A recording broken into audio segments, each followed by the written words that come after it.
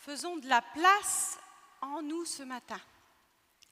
Accueillons ce que Dieu désire nous communiquer. Accueillir, c'est offrir l'espace pour que la parole autre, s'insinue, s'installe en nous, au cœur de notre cœur. Accueillir, c'est se savoir incomplet et recevoir en soi ce qui n'est pas de soi, et aussi lui donner la possibilité de se déployer. Accueillir, c'est aussi être émerveillé par celui qui vient et qui chamboule l'ordre et la vie. Alors nous accueillons ce matin cet amour divin, infini, qui nous dépasse. Alors nous le savons, nous l'expérimentons un peu dans nos vies. Ce savoir aimer de Dieu est une grâce offerte à tous, mais parfois se laisser atteindre, rejoindre par cet amour peut être un trajet long, un peu mouvementé. On le sait, la vie n'est pas un long fleuve tranquille et tout ce qui se passe à l'intérieur de notre cœur, parfois, elle est aussi. Alors c'est ce que nous verrons ce matin avec Nathalie qui nous parlera de la parabole du fils prodigue. C'est une parabole qui n'a jamais fini de nous parler. Après tant d'errance, le fils prodigue revient à la maison, croit trouver un juge et se trouve dans les bras du Père, dans la maison du Père. Mais attention, la maison d'un Père pas ordinaire. Et c'est ce Père extraordinaire, hors du commun, qui nous accueille ce matin, les bras grands ouverts. Ce Père aimant que nous recherchons souvent à travers des fois des chemins un peu escarpés dans la vie. Alors, quelles que soient nos quêtes, nos recherches dans nos vies, que chacun, chacune de vous ce matin se sente accueilli dans cette maison de ce Père extraordinaire. La grâce et la paix nous sont pleinement données. Avant de chanter le cantique 83, « Tu es le Dieu des grands espaces », Ésaïe 43 nous rappelle cette belle promesse. « Voici, je vais faire une chose nouvelle, dit le Seigneur. Je mettrai un chemin dans le désert et des fleuves dans la solitude, dans les lieux arides pour abreuver mon peuple. » Et parfois, notre cœur peut être ce lieu aride, un peu désertique, et on a soif d'autre chose. Nous prions. Merci Seigneur parce que tu es ce Dieu des grands espaces, ce Dieu qui dépasse tout ce que nous connaissons, ce Dieu qui élargit notre chemin, ce Dieu qui ouvre des nouveaux horizons. Et on veut t'accueillir avec confiance ce matin. Bénis-nous dans ce culte. Amen. On chantera les couplets 1, 2, 3 seulement. Je vous invite à vous lever.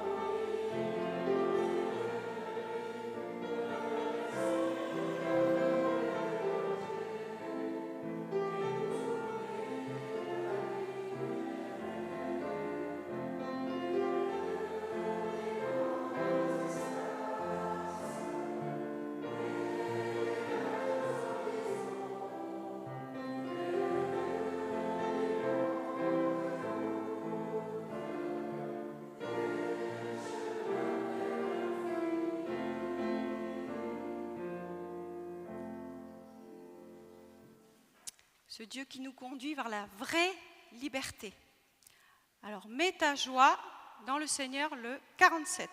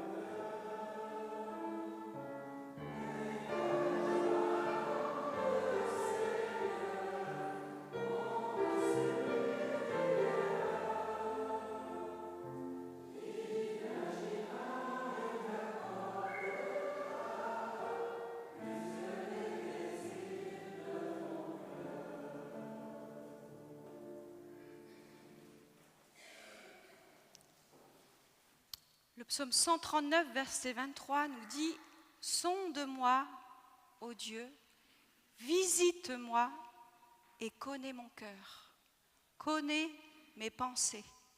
Regarde si je suis sur une mauvaise voie et conduis-moi sur la voie de la vie, la voie de l'éternité. »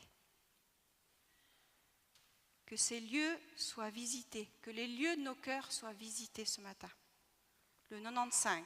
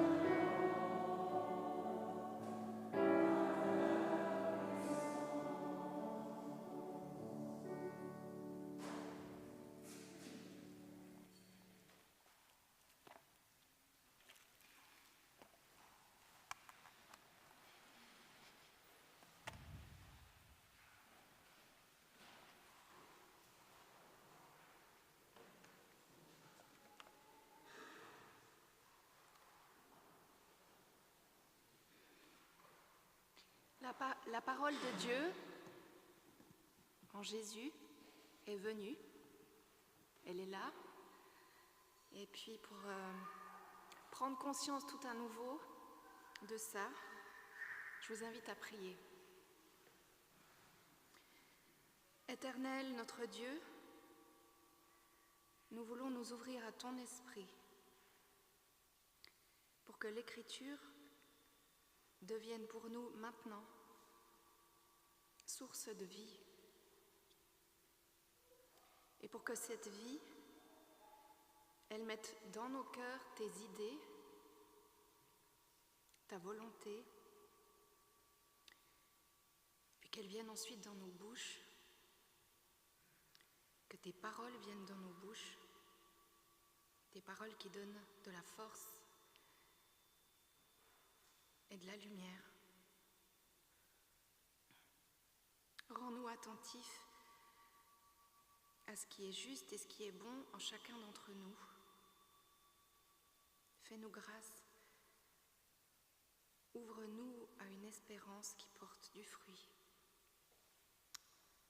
Amen. Et on lit dans Luc 15, les versets 11 à 24. Il, Jésus, dit encore: Un homme avait 2 fils. Le plus jeune dit à son père: Mon père, donne-moi la part de l'héritage qui doit me revenir. Le père leur partagea alors ses biens. Peu de jours après, le plus jeune fils ramassa tout et partit pour un pays éloigné, où il gaspilla sa fortune en vivant dans la débauche. Alors qu'il avait tout dépensé, une importante famine survint dans ce pays et il commença à se trouver dans le besoin. Il alla se mettre au service d'un des habitants du pays qui l'envoya dans ses champs garder les porcs. Oh, il aurait bien voulu se nourrir des caroubes que mangeaient les porcs, mais personne ne lui en donnait. Et il se mit à réfléchir et se dit: Combien d'ouvriers chez mon père ont du pain en abondance, et moi, ici, je meurs de faim. Je vais retourner vers mon père et je lui dirai: Père, j'ai péché contre le ciel et contre toi, je ne suis plus digne d'être appelé ton fils, traite-moi comme l'un de tes ouvriers. Il se leva et alla vers son père.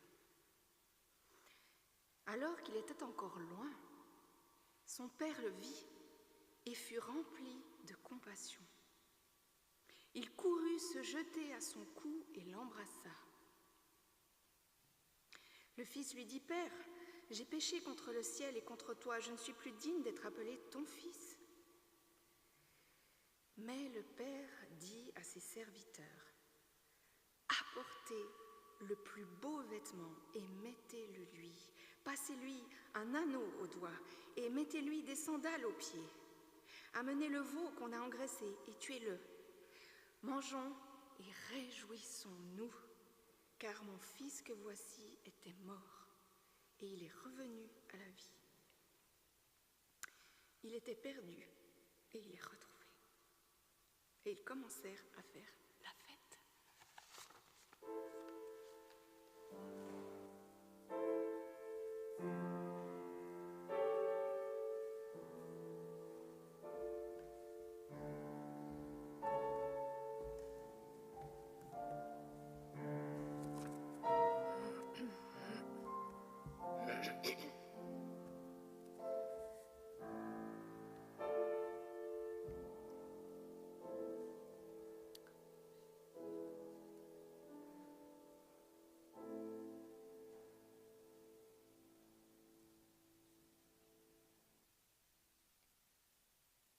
Voilà une histoire bien connue et sur laquelle on a déjà entendu tellement de prédications, de livres, de peintures et j'en passe. Quoi rajouter? Peut-être rien, ou peut-être l'occasion de prendre à nouveau conscience de certains aspects de cette histoire et que finalement il ne concerne pas seulement les personnes qui se sont éloignées du Père, comme ce Fils. Occasion à nouveau de nous laisser aimer par le Père et de voir notre identité s'enraciner toujours davantage, ainsi que notre amour pour le Père grandir. C'est ma prière pour chacun ce matin. On a donc un fils qui, pour toutes sortes de raisons, demande à son père son héritage pour aller vivre sa vie comme lui en a envie. Et ce fils part découvrir le monde et vit sans plus aucune contrainte et se laisse aller à la débauche. Mais tout à coup, plus de sous, famine, et il part garder les porcs. Ce n'est certainement pas ce qu'il avait imaginé en méditant son projet de départ. Le fils, alors qu'il est auprès des pères, se met à réfléchir et se dit « Combien d'ouvriers chez mon père ont du pain en abondance et moi, ici, je meurs de faim. Je vais retourner vers mon père et je lui dirai « Père, j'ai péché contre le ciel et contre toi, je ne suis plus digne d'être appelé ton fils. Traite-moi comme l'un de tes ouvriers. » Le fils se met à réfléchir. Il prend du temps. En fait, ce n'est pas qu'il a choisi de prendre du temps.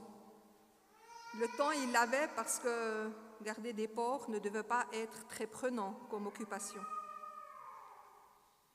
Et ne plus rien avoir à manger, ça donne quand même à réfléchir. Cet arrêt l'amène à regarder à sa vie en face et de prendre conscience de la misère dans laquelle il était. Plus moyen de fuir. Sa misère intérieure le rattrape et devient aussi une misère extérieure. Il finit par se dire que finalement, vers son père, c'était bien, c'était la meilleure place. Il retourne donc vers lui pour lui dire qu'il a péché et qu'il n'est plus digne d'être appelé son fils. Parfois, quand on s'arrête volontairement pour des vacances ou de manière involontaire comme une maladie, qu'on ne peut plus fuir dans notre activisme,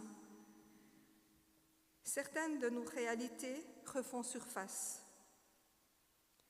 Et il est bon d'oser y faire face. J'ai péché. Le péché. Le péché, ce n'est pas seulement une affaire de ceux qui ne marchent pas avec Dieu, c'est une affaire de nous tous. Il y a celui pour lequel on a déjà demandé 50 fois pardon, mais on culpabilise toujours. Celui sous lequel on travaille. Il y a celui qu'on ne veut pas voir, car on se plaît dedans et du coup on se justifie. Il y a aussi celui qu'on a peur de lâcher, car il y a une sorte d'inconnu. Comment ça sera sans? Comment je vais faire? Ou celui qui ne nous lâche pas. On veut arrêter, mais impossible, c'est plus fort que nous. On trouve aussi celui qu'on ignore, car en fait, on n'a encore pas reçu la révélation que c'est un péché. Et il y a celui qu'on reconnaît tout simplement et pour lequel on demande pardon, et on est libre. Le péché. Si Dieu a posé un cadre, nous a fait connaître ses principes, ce n'est pas pour nous priver de notre liberté. Au contraire, c'est pour nous donner un espace de liberté en toute sécurité. Ces principes, ce sont les principes de son royaume. On pourrait dire de son pays. Et si nous faisons partie de ce royaume, parce que nous avons accepté le roi de ce royaume dans nos vies, alors nous sommes appelés à respecter les lois de ce royaume, comme nous sommes appelés à respecter les lois de la Suisse. Et les lois de son royaume sont, par exemple, la justice, la vérité, l'amour, la paix, la joie, le respect. C'est « tu ne tueras pas », « tu ne convoiteras pas »,« tu ne voleras pas », etc., etc. Donc, ce qui va à l'encontre des lois du royaume est péché, car c'est contraire aux lois du royaume. Genèse 1 nous dit que Dieu nous a créés à son image. Donc, ce qui va à l'encontre de l'image de Dieu, même si ça semble ne pas être mal, est un péché.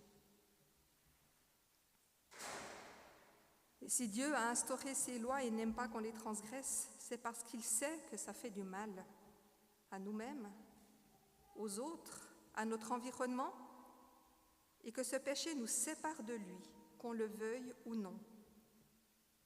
Si on reste dedans, lentement mais sûrement, un éloignement s'opère, pas de son côté, mais d'une autre. Revenons à notre histoire. Le Fils est devant le Père, et il lui dit ce qu'il avait prévu de dire. « Père, j'ai péché contre le ciel et contre toi, et je ne suis plus digne d'être appelé ton Fils. » Là, moi je dis chapeau au Fils. Car entre le moment où il a pris la décision et où il est arrivé vers son Père, il n'a pas changé de discours. Il n'est pas arrivé vers le Père avec des explications, des justifications pour atténuer ce qu'il a fait, par peur ou pour que sa sentence ne soit pas trop dure. Non, le Fils est resté fidèle à ce qu'il a décidé de dire. Il a été vrai. J'ai péché, je ne suis pas digne.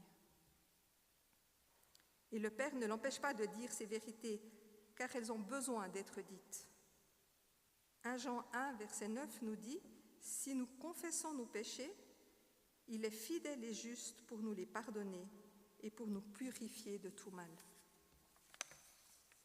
Dire les choses, les confesser à Dieu et parfois devant témoins est important pour entrer dans une vraie liberté. N'oublions pas aussi qu'on a un ennemi qui ne désire pas que nous entrions dans notre liberté d'enfants de Dieu. La confession à Dieu devant témoins peut être libérateur, et j'en ai fait l'expérience plusieurs fois. Et si Jésus a dit à Pierre, dans Matthieu 18, 22, qu'il faut pardonner 7 fois, 77 fois, alors on peut bien avoir confiance que Dieu nous pardonne à l'infini. Mais évidemment, ça ne veut pas dire qu'il faut faire n'importe quoi sous prétexte que Dieu nous pardonne. On ne fait pas cela à quelqu'un qu'on aime. Et le Père. Ce qui m'a frappé, en fait, c'est que le Père ne parle pas à son Fils, mais dans cette histoire, mais qu'il y a ce qu'il a à lui dire, il le fait par des actes. Pas de paroles, mais des actes.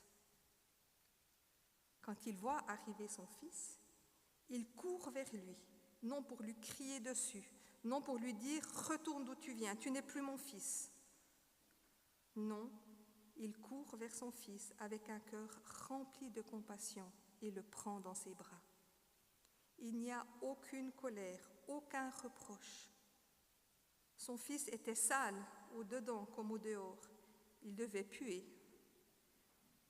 Mais le Père le prend dans ses bras sans hésitation, sans dégoût, sans honte. Et ce même avant que le Fils parle. Pouvez-vous imaginer le Père avoir compassion de vous?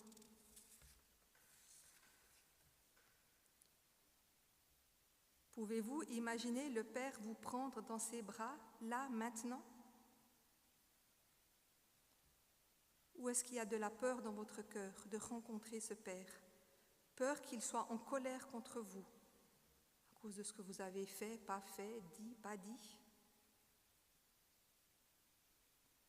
Est-ce que vous vous privez de vous laisser approcher par lui parce que vous n'êtes pas digne, pas assez bien, pas assez juste, pas assez parfait, pas assez, pas assez, pas assez?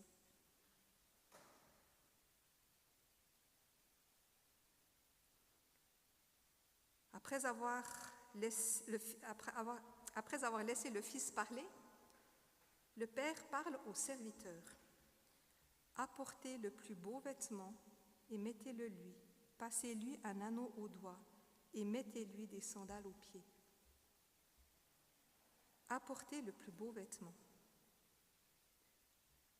Le Fils n'a rien dû faire pour être revêtu de ce vêtement. Il n'a pas dû aller se laver, prouver qu'il avait changé, faire je ne sais quelle chose pour compenser ses erreurs.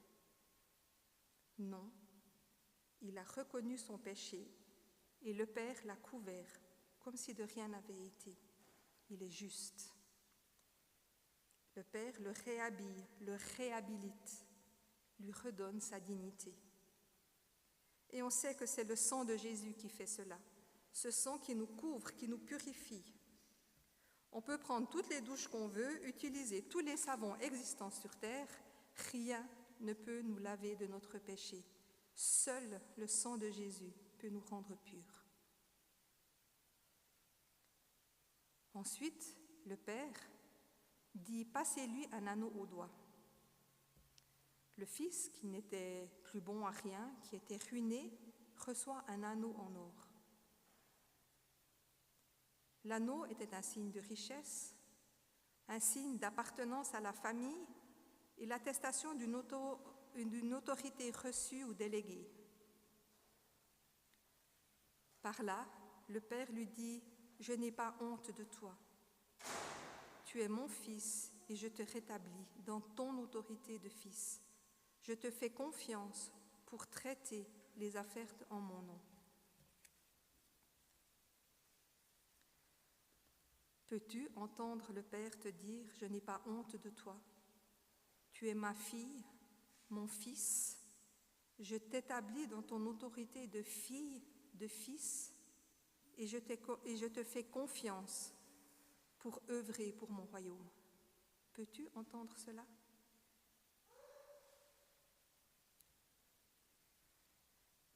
Après le vêtement, l'anneau, c'est celui de mettre des sandales aux pieds. Ça ferait quand même un peu bizarre de voir un homme avec un vêtement magnifique, un anneau en or au doigt et marcher pieds nus. Dieu ne fait pas les choses à moitié. Quand il commence quelque chose, il va jusqu'au bout. C'est ce que nous promet Philippiens 1,6. Celui qui a commencé en vous cette bonne œuvre la poursuivra jusqu'à son terme. Le Fils, en décidant de retourner vers son Père, voulait que ce dernier l'accepte comme serviteur. Mais le Père l'accepte comme fils. Et la dernière chose que le Père fait, c'est de tuer le veau qui a été engraissé et de se réjouir pour ce fils perdu qui est retrouvé. Un ami avait reçu cette pensée que cette fête était pour enlever la honte qui pouvait encore être sur le fils à cause de ce qu'il avait fait. Une fois de plus, le Père n'avait pas honte de son fils, pas honte d'être avec lui, avec d'autres, à tel point qu'il a organisé une fête avec du monde pour son fils et avec son fils retrouvé. C'est comme le Père lui disait encore, te disait, moi ton Père, je n'ai pas honte de toi, alors n'aie pas honte de toi, de toi-même. Dieu le Père nous aime profondément et il attend que tout comme le Fils cadet, nous regardions à nous-mêmes et revenions à lui dans les domaines de nos vies où il y a encore du péché. Ce péché nous éloigne de lui, qu'on le veuille ou non, qu'on le réalise ou non. Le Père nous attend pour nous mettre ce vêtement de la dignité sur nos épaules, la bague de son autorité déléguée et les chaussures de la filiation. Mais si ce péché est plus fort que nous, alors n'ayons pas peur et pas honte d'en parler, d'aller chercher de l'aide, car Dieu n'a pas honte de nous et il connaît nos luttes et veut nous aider, et cela passe parfois au travers des frères et sœurs. Et si ces péchés pardonnés nous collent à la peau, si on reste sous le sentiment de la honte, de la culpabilité parce que nous ne sommes pas parfaits, si on n'arrive pas à recevoir ce vêtement, cette bague, ces chaussures ou la fête, parce qu'on se trouve indigne, allons aussi chercher de l'aide, car le Père désire plus que tout que nous recevions ces choses, car elles nous transforment et nous libèrent. Le Père te dit encore et encore, je t'aime d'un amour infini. Tu es pardonné. Mon fils Jésus, ton frère, a payé pour tes fautes passées et futures. Alors n'aie pas peur de venir à moi et laisse-moi te couvrir de ce vêtement de justice, de mettre cet anneau qui atteste de l'autorité que je te donne et de te mettre ces chaussures, car tu fais pleinement partie de ma maison et de ma famille. Tu es ma fille et mon fils. Amen.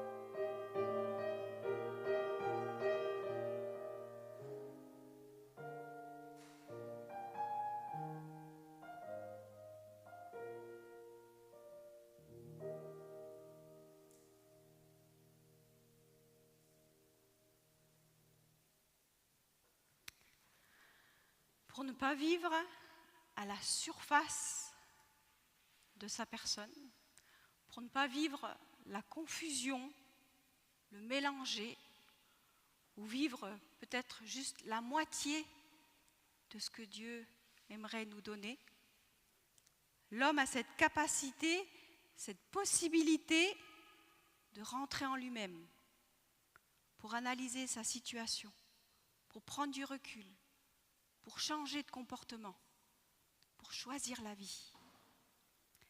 Alors à l'image du fils cadet qui a confessé « Père, j'ai péché contre le ciel et contre toi », eh bien nous aussi, nous allons prendre maintenant, ce matin, un temps d'examen personnel, de confession personnelle. Il ne s'agit pas de se mortifier ou bien au contraire de se complaire dans ses fautes, mais juste avoir un regard honnête envers soi, un regard lucide, Et c'est le premier pas souvent vers la liberté. Alors dans le silence, je vous encourage à déposer maintenant ce qui vous est lourd, ce qui vous pèse, vos regrets et vos misères.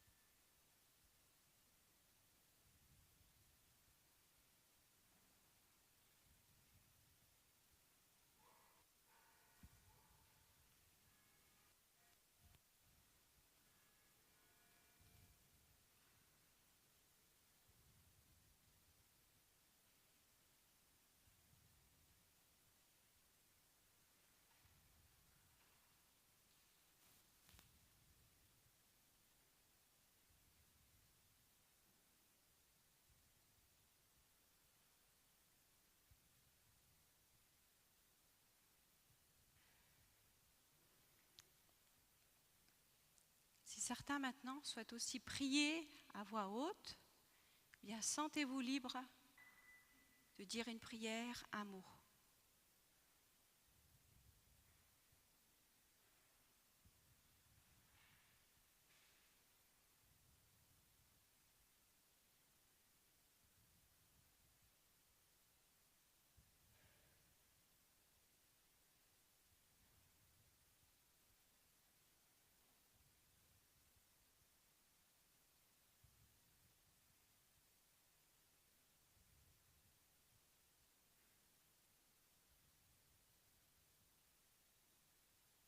Merci Père, parce que tu n'es pas un Dieu qui nous condamne, mais au contraire, qui veut nous libérer chaque jour.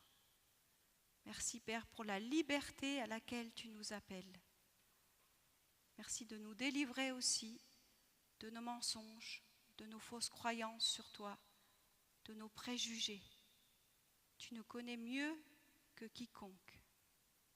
Aide-nous à choisir la vie. Amen.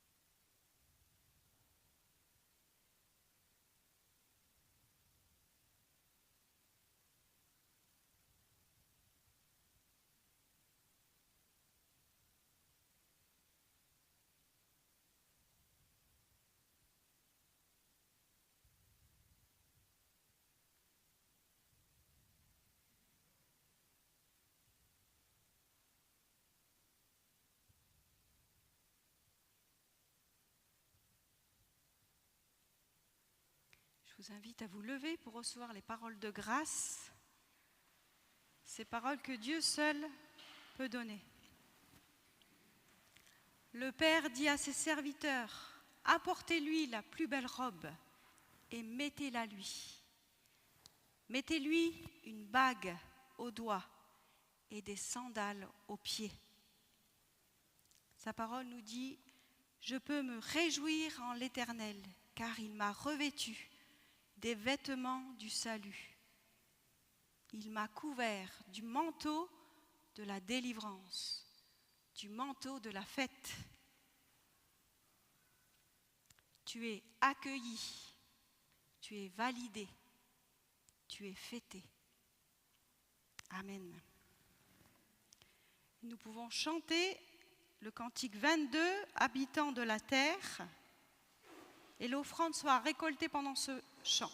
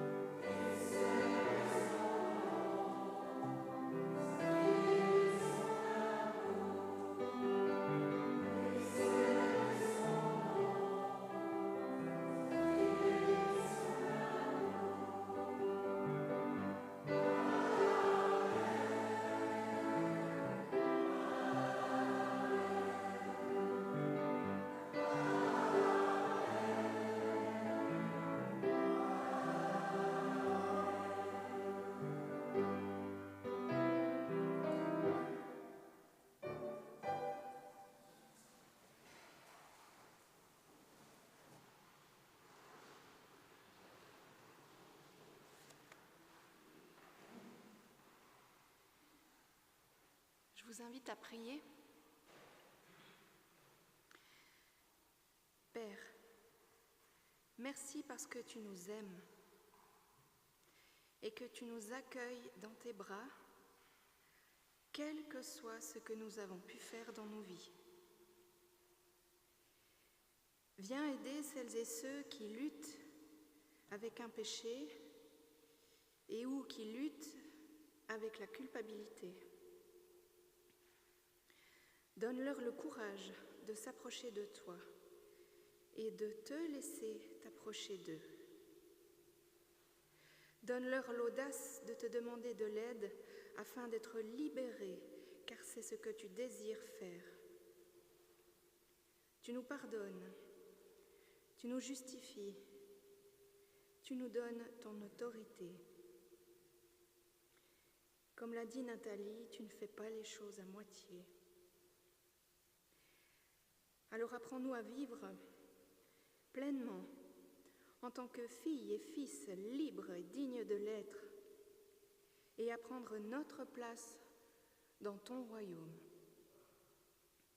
Nous te prions aussi pour celles et ceux qui ont perdu l'espoir, pour ceux que la dureté des humains décourage, pour ceux dont le cœur s'est fermé à force de ne plus oser espérer. Donne à ton Église, Seigneur, quand elle dit sa foi, de joindre le geste à la parole. Donne à ton Église d'oser les gestes qui touchent, les gestes qui libèrent, ceux qui consolent et qui accueillent. Fais de nous, en parole et en acte, des germes de paix et d'espérance pour le monde. Amen.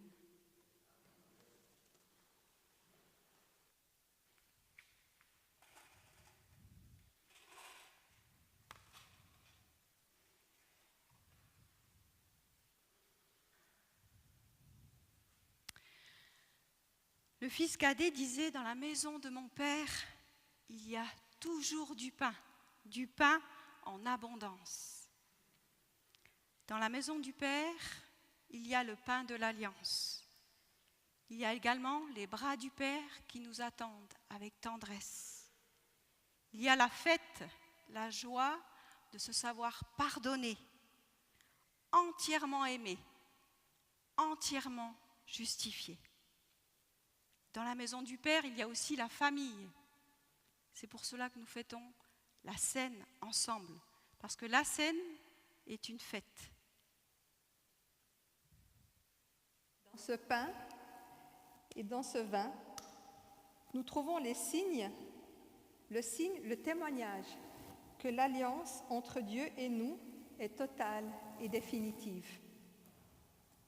Dans la nuit où il fut livré, Jésus prit du pain et après avoir rendu grâce, il le rompit et le donna à ses disciples en disant: « Prenez, mangez, ceci est mon corps donné pour vous. Faites ceci en mémoire de moi. » De même, après le repas, Jésus prit la coupe et après avoir rendu grâce, il la leur donna en disant: « Buvez-en tous, ceci est mon sang, le sang de la nouvelle alliance, versé pour la multitude, pour le pardon des péchés. Faites cela en mémoire de moi toutes les fois que vous en boirez. » Foi, Père, nous cherchons la justification dans l'activisme, dans le travail, dans bien des chemins. Mais merci parce que ta justification est là. Merci pour la joie d'être pardonné. Merci pour la joie d'être accueilli. Merci pour ce temps de communion fraternelle. Que ton Saint-Esprit nous transforme à ton image et nous aide à prendre place pleinement dans ton royaume. Amen. Dans la maison de mon Père, il y a de nombreuses demeures. Il y a de la place. Venez, goûtez combien Dieu est bon. Venez, car tout est prêt. Et on vous invite à prendre place, à faire un cercle.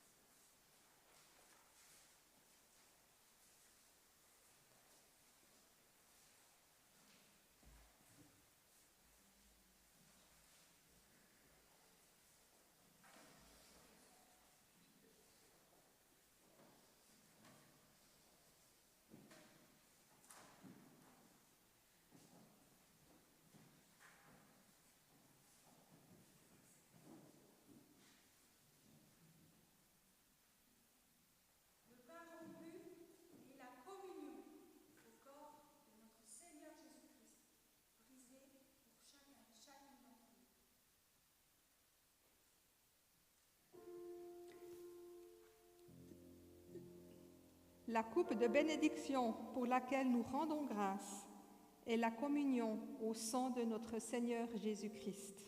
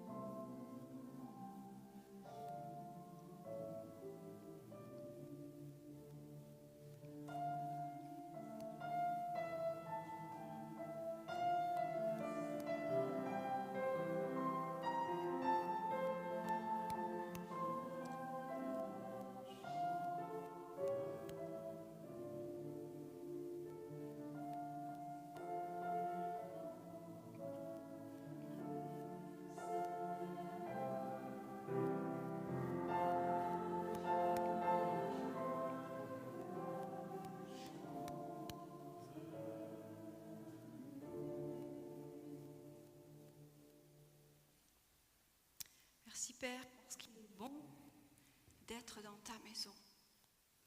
Merci parce qu'il est bon d'être dans tes bras, accueilli par toi. Et ensemble, nous pouvons chanter Notre Père.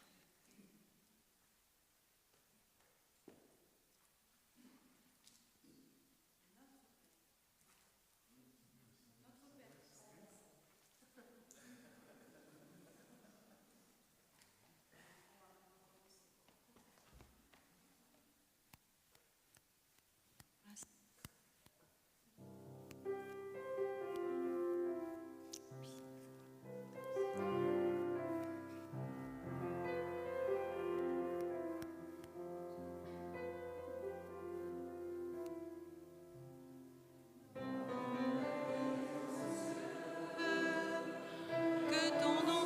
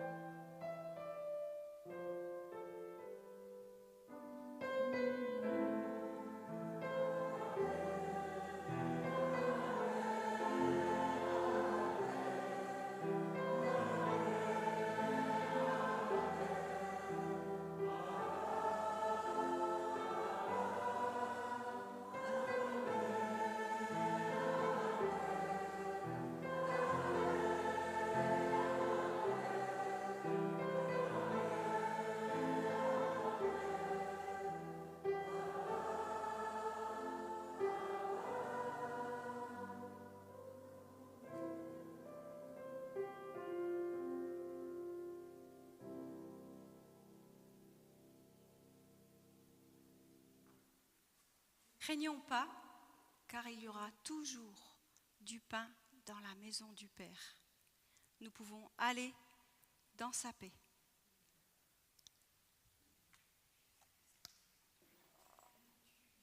Tu vas donner à Christophe.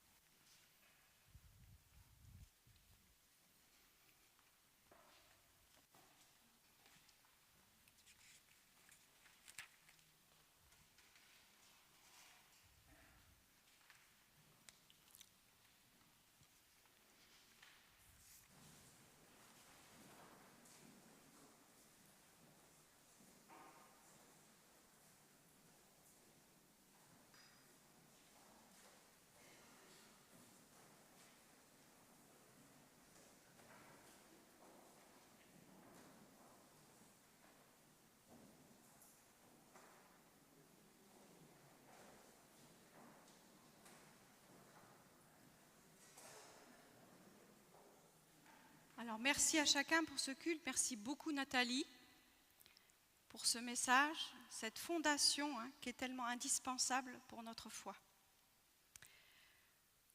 Alors concernant les annonces de la vie d'église, je vous rappelle qu'il y a l'espace prière. Si vous avez parfois on a besoin d'un vis-à-vis pour déposer nos fardeaux.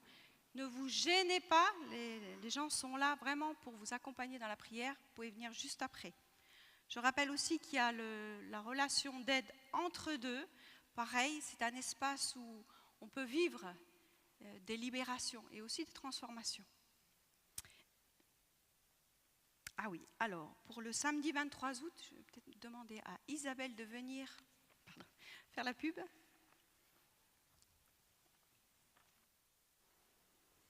Voilà, alors vous l'avez peut-être déjà lu sur les petites feuilles, ça fait un moment qu'il est annoncé, ce samedi 23 août, c'est maintenant dans 2 semaines.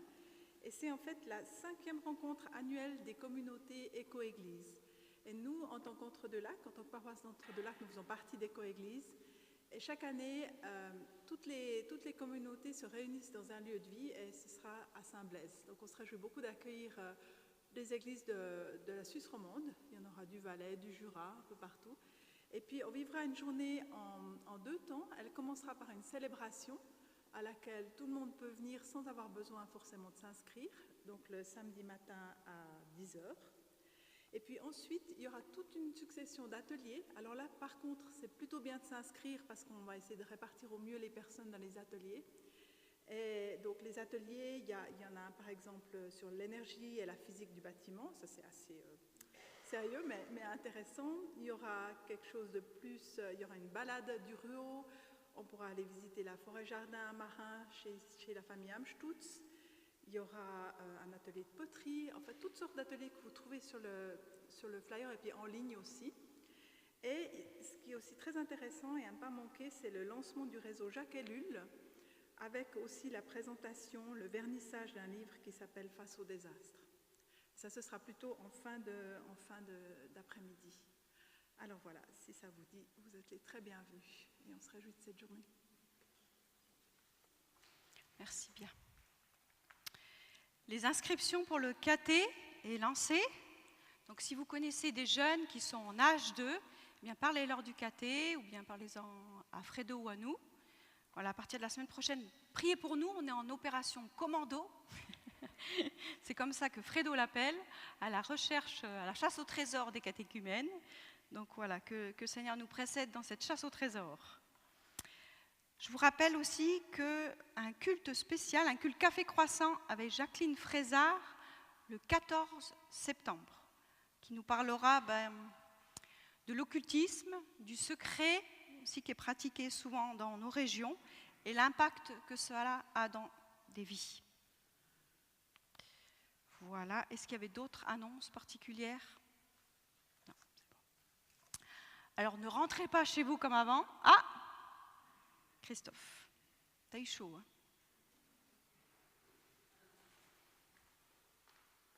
Alors, ne rentrez pas chez vous comme avant. J'aimerais m'excuser. Vous avez remarqué que je n'étais peut-être pas comme d'habitude. Mais j'ai une excuse.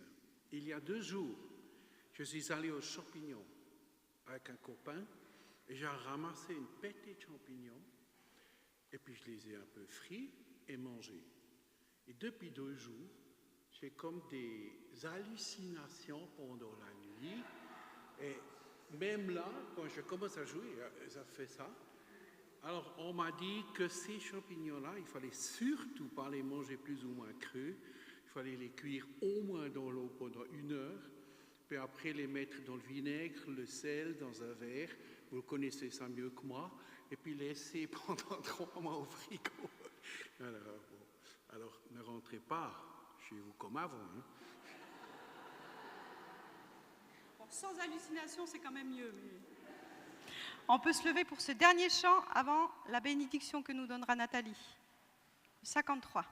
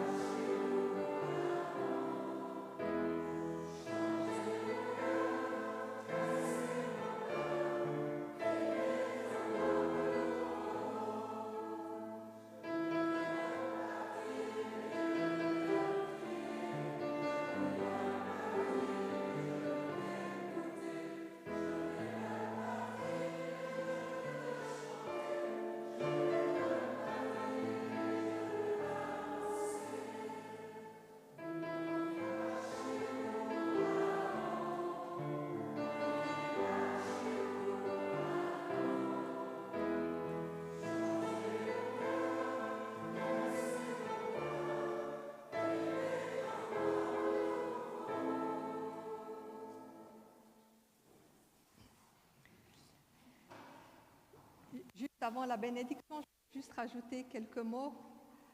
Il y a 2 ans en arrière, ça n'allait pas trop. Et puis, voilà, je me disais, Seigneur, mais ça ne va pas, je ne suis pas digne, je ne suis pas assez bien, je ne suis pas assez, je ne suis pas assez, je ne suis pas assez. Et puis j'ai dit à Dieu, mais Seigneur, c'est quoi mon problème?